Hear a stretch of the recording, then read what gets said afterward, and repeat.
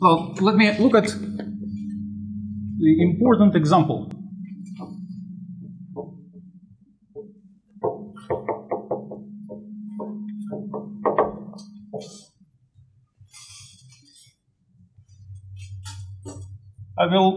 I will do it in general, saying that let m and n be two different integers. You have a question? On the first formula where you added the two cosine ones together, where did the minus come from?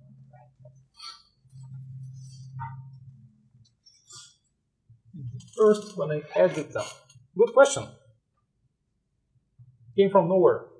I don't know. It should be plus, of course, because I was adding. And that means here a plus and plus. Yes, thank you. And when you do derivation, you don't make this mistake, right? So I just showed you an example of how you possibly can make a mistake, and you should not do it. All right, so let those be different integers. And I will try to integrate the product of cosine of m times x times cosine of n times x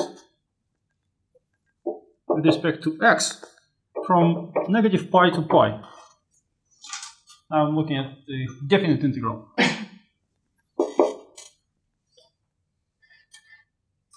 Or maybe just to have a different example, let me take sine here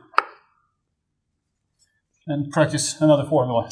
So for the product of cosine and sine, we use the last identity. So this integral becomes an integral from minus pi to pi of what? Sum of sine functions with a coefficient a half. Right? We take sine of the sum of the arguments, which is mx plus nx, and then we add the sine of the difference, mx minus nx.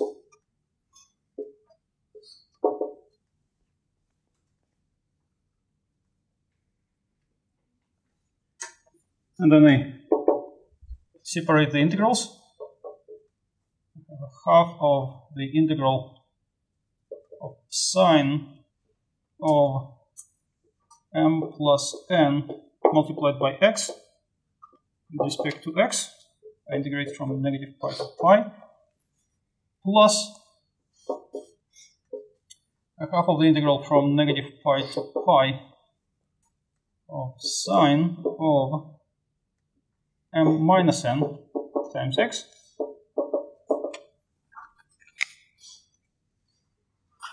And then,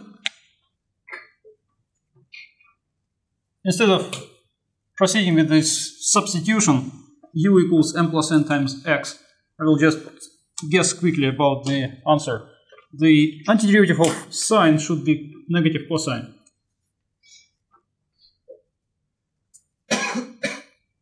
And if I leave the argument the same,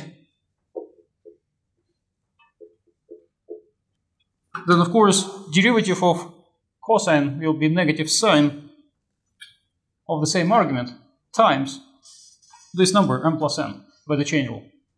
Right? So I have to divide all that by m plus n, so that derivative of the whole thing is exactly sine of m plus nx. And the same here. 1/2 of sine of, well, instead of m plus n, I have m minus n. So negative cosine of m minus n x, all divided by m minus n. And those are antiderivatives, so now I have to evaluate them at negative pi and pi, and then subtract.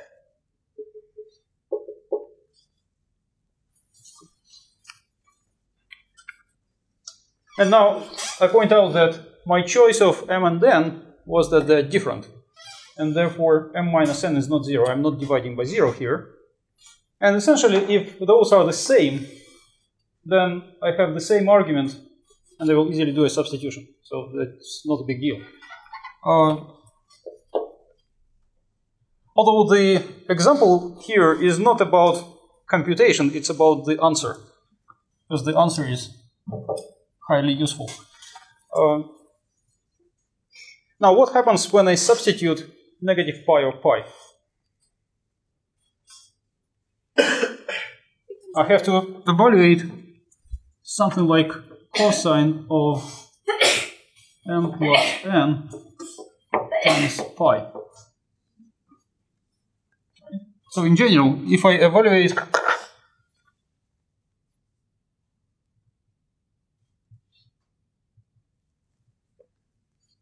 what kind of value is that?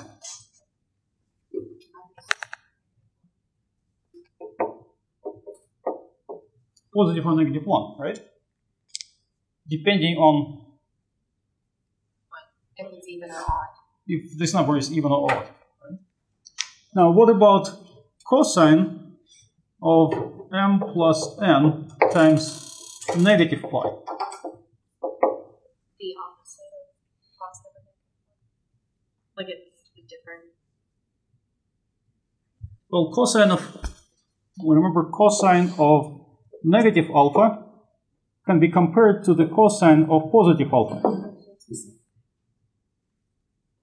Those are the same, right?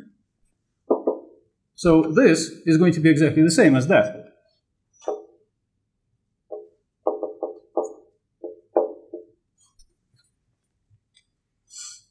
So we don't even need to compute that value, although we can. The point is that when I substitute pi and negative pi, those cosines will evaluate to the same thing, and after I subtract, they cancel.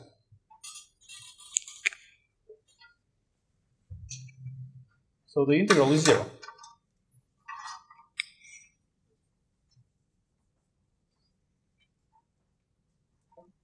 Any different values of m and n, integers. Now, although I never used actually the fact that they're integers, right?